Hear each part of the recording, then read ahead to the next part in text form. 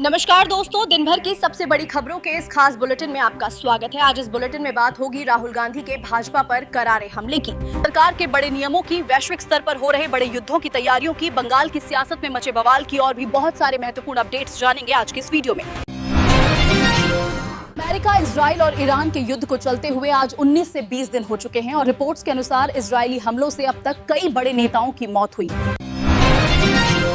इधर भारत ने जंग के हालातों के बीच ईरान को मेडिकल मदद भेजी, जिस पर ईरानी दूतावास ने भारत का धन्यवाद भी अदा किया। वहीं मौसम विभाग ने चेतावनी दी है कि आज दिल्ली, उत्तर प्रदेश समेत देश के 21 राज्यों में आंधी, तूफान और भारी बारिश की चेतावनी है। मध्य प्रदेश में एक सरकारी टीचर को भारत के प्रधानमंत्री की मिमिक्री करने वाला वीडियो वायरल होने पर निलंबित कर दिया गया, जिससे विवाद बढ़ गया। शिक्षक का कहना है, बिना नोटिस कार्रवाई हुई। सोशल मीडिया पर लोग इसे अभिव्यक्ति की स्वतंत्रता का मुद्दा बता रहे हैं, जबकि प्रशासन इसे अनुशासन मान रहा है।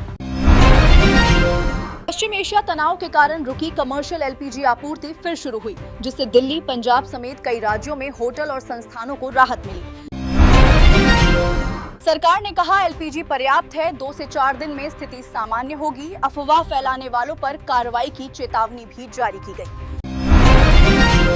पंजाब सरकार ने राशन कार्ड नियमों में बदलाव कर आय सीमा बढ़ाई। अब 8 लाख रुपए तक कमाने वाले और जमीन गाड़ी वाले लोग भी पात्र होंगे।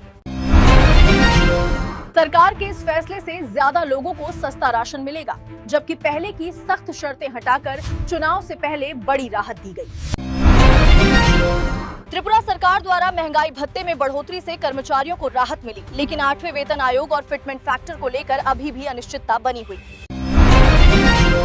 1 अप्रैल से लागू नए टैक्स नियमों में बायबैक, फ्यूचर ऑप्शन और बॉन्ड टैक्स में बदलाव से निवेशकों और आम करदाताओं की कमाई और टैक्स बोझ प्रभावित होगा।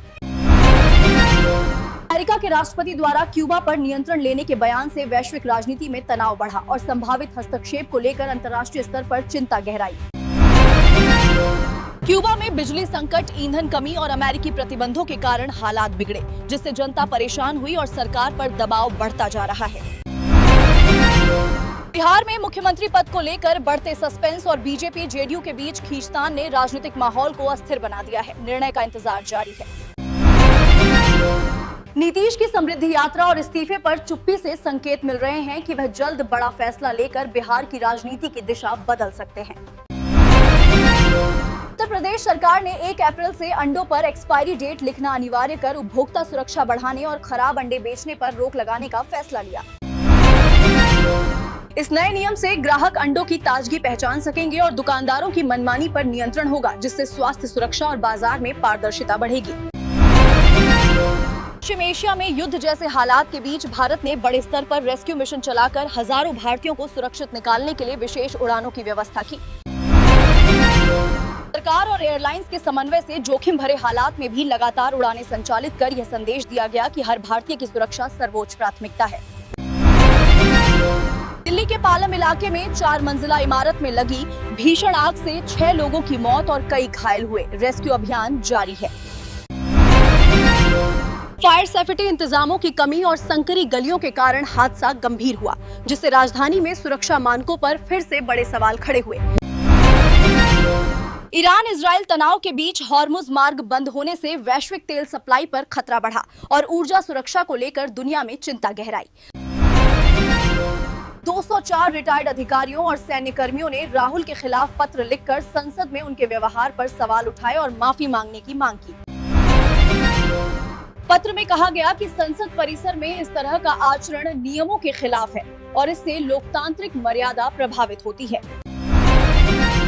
उत्तर प्रदेश बोर्ड में पहली बार स्टेप मार्किंग सिस्टम लागू किया गया है, जिससे छात्रों को हर सही चरण पर अंक मिलेंगे और परिणाम बेहतर हो सकेंगे। आज से बोर्ड की कॉपियों की जांच शुरू हो रही है और इस नई प्रक्रिया से छात्रों को अधिक पारदर्शिता और निष्पक्ष मूल्यांकन का लाभ मिलेगा। दिल्ली जल बोर्ड ने अलर्ट जारी किया है कि 19 मार्च को राजधानी के कई इलाकों में पानी की सप्लाई पूरी तरह बंद रहेगी। लोगों को पहले से पानी स्टोर करने की सलाह दी गई है ताकि दैनिक जरूरतों में परेशानी न हो और समय रहते उचित व्यवस्था कर सकें। ईरान और इजराइल के बीच चल रहे युद्ध में नाटो देशों ने अमेरिका का साथ देने से साफ इनकार कर दिया है, जिससे स्थिति और जटिल हुई। नाटो देशों का कहना है कि ये उनकी लड़ाई नहीं है, इसलिए वे इसमें शामिल नहीं होंगे, जिससे अमेरिका को कूटनीतिक झटका लगा है। सुप्रीम कोर्ट ने फैसला सुनाया कि बच्चा गोद लेने वाली हर मां को 12 सप्ताह का मातृत्व अवकाश मिलना चाहिए। यह अधिकार समान रूप से लागू होगा। कोर्ट ने यह भी कहा कि बच्चे की उम्र की कोई सीमा नहीं होगी और पिता के लिए भी अवकाश नियम बनाने पर विचार किया जाना चाहिए। भारतीय रिजर्व बैंक को सुरक्षित बैंकिंग पहल के लिए अंतर्राष्ट्रीय स्तर पर initiative of the year award से सम्मानित किया गया है। ये बड़ी उपलब्धि है।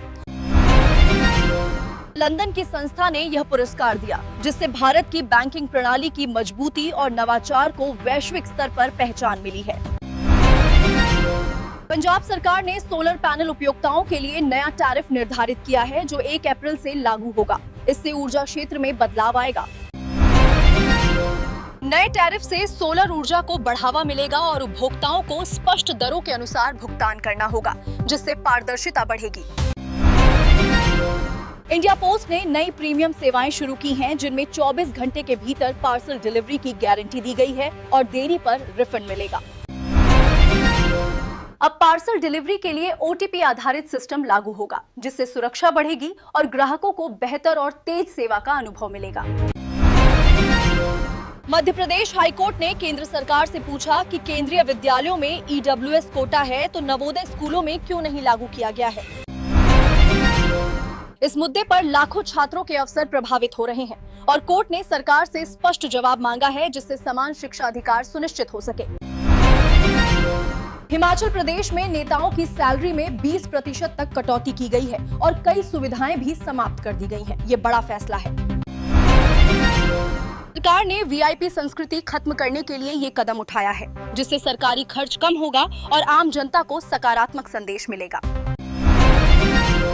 लोकसभा से 8 विपक्षी सांसदों का निलंबन हटा दिया गया है। स्पीकर ने अनुशासन बनाए रखने की सलाह देते हुए यह निर्णय लिया है। सांसदों को चेतावनी दी गई है कि भविष्य में सदन में पोस्टर या अनुचित व्यवहार से बचें, ताकि कार्यवाही सुचारू रूप से चल सके। मौसम बदलने पर बीमारियों का खतरा बढ़ जाता है। खासकर बच्चों, बुजुर्गों और पहले से बीमार लोगों को अधिक सावधानी बरतने की जरूरत होती है।